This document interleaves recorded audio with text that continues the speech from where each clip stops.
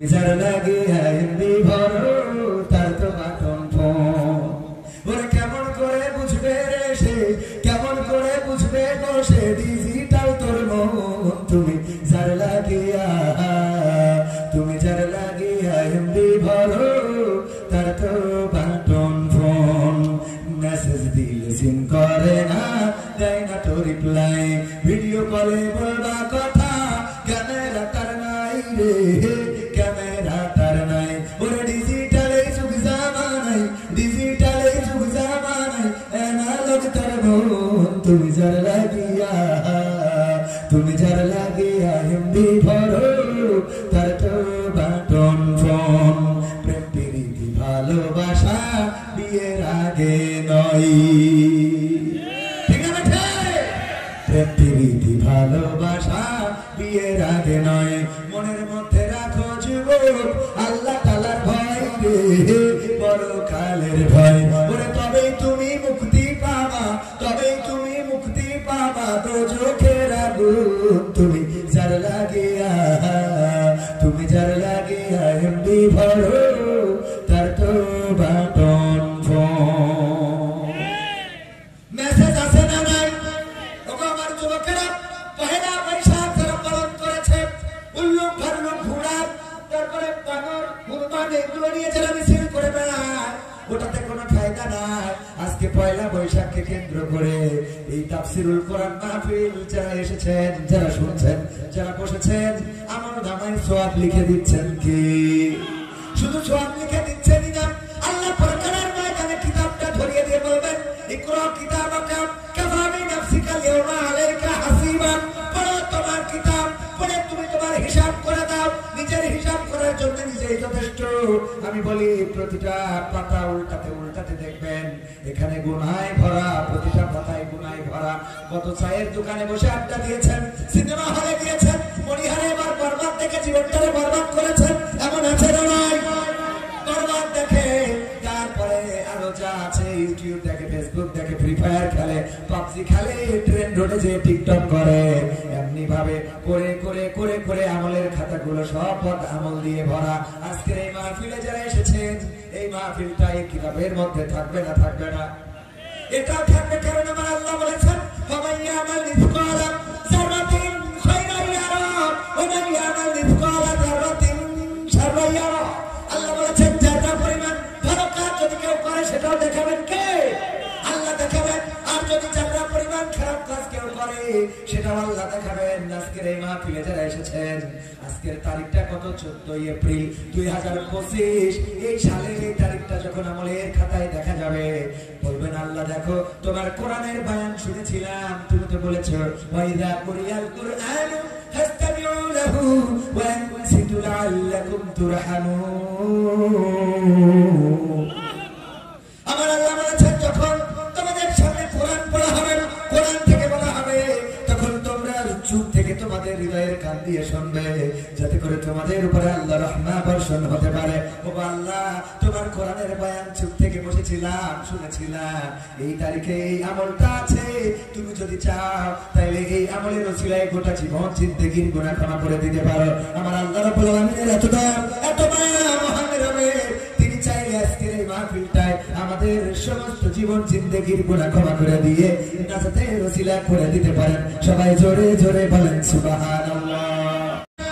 আল্লাহ যাকে চান তাকে জাহান্নামে দিবেন।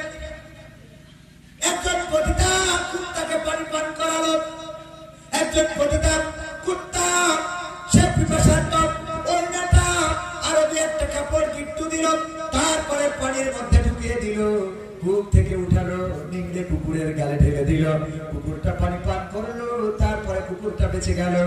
আমার আল্লাহ রাব্বুল আলামিন কুকুরকে পানি পান করানোর কারণে এই পতিতাকেও জান্নাতের বাসিন্দা করে নিলেন। বলেন সুবহানাল্লাহ। অথচ অপর একজন মহিলা একটা বিড়ালকে খাঁচার মধ্যে রেখে দিয়েছিল, অথবা বেঁধে রেখেছিল, ছেড়েও দেয় নাই, খাইতেও দেয় নাই। এই কারণে বিড়ালটা মারা যাওয়ায় আল্লাহ রাব্বুল আলামিন একটা বিড়াল মারার কারণে ওই নরমণিকে, ওই নারীকে জাহান্নামের বাসিন্দা করে দিয়েছে। কুত্তাকে পরিপান করে জান্নাত পাওয়া যায়, আবার বিড়ালকে মেরে ফেলে জাহান্নাম পাওয়া যায়। আল্লাহ তুচ্ছ কারণে যদি আপনার পরে ক্ষুব্ধ হয়ে যায়, ছোট হয়ে যায়। বিশ্বনবীর বুখারী শরীফের হাদিস, বিশ্বনবী বললেন, ওগো সাহাবীরা, বনি ইসরাঈলদের একজন লোক ছিল, মারা যাওয়ার সময় বলল, আমার লাশটা পুড়াবার, তারপরে ছাই বানাবার, তারপরে উড়িয়ে দিবার, বিকট ঝড়ের দিনে উড়িয়ে দিবা। সন্তানেরা তাই করলো। আল্লাহ রাব্বুল আলামিন এই লাশটার নতুন করে জীবন দিতে পারলো না? পারলো না? আল্লাহ পারে না? পারে না? আল্লাহ বলেন কুন ফায়াকুন, হয়ে গেল। আল্লাহ বলল হও, হয়ে গেল। যখনই হয়ে গেল, আল্লাহ বলে, ওগো বান্দা, তুমি কেন তোমার সন্তানদের এমন নসিহত করেছিলে যে তুমি মারা যাওয়ার পরে লাশটা পোড়াবে, তারপরে ছাই বানাবে, তারপরে উড়াইয়ে দেবে? কোন কারণে তুমি এমন নসিহত করেছিলে? আল্লাহর নবী বললেন, ওগো আমার সাহাবীরা শোনো, বনি ইসরাঈলদের ওই ব্যক্তি বলল, ওগো আল্লাহ, আমি সারাটা জীবন গুনাহ করেছি, অপরাধ করেছি, জেনা করেছি, ব্যভিচার করেছি, তোমার হুকুম আহকাম তরক করেছি। ওগো রব, আমি জানি তুমি আমারে ধরবা আর শাস্তি দিবা।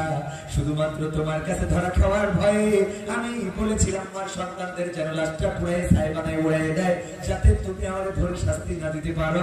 তোমার ভয়ে আমি এই কাজটা করেছিলাম।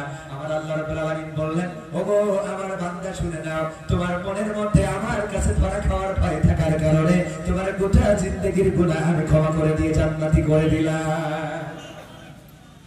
আল্লাহর ইখতিয়ার আছে না নাই? তিনি কাউকে কৈফিয়ত দেন না, তিনি কাউকে জন্ম দেননি এবং তাকে কেউ জন্ম দেয়নি। তার উপরে কেউ নেই, তার স্রষ্টা বলে কেউ নেই। তিনি এক এবং তিনি একক। তিনি কাউকে জবাব দেন না, তিনি ঘুমান না, তিনি খান না, তিনি আমাদের অভিভাবক। তিনি যাকে চান তাকে ফকির বানান, যাকে চান তাকে আমির বানান। প্রমাণ যদি নিতে চান, সেই শেখ হাসিনা বললো 41 সালের আগে ক্ষমতা ছাড়বে না।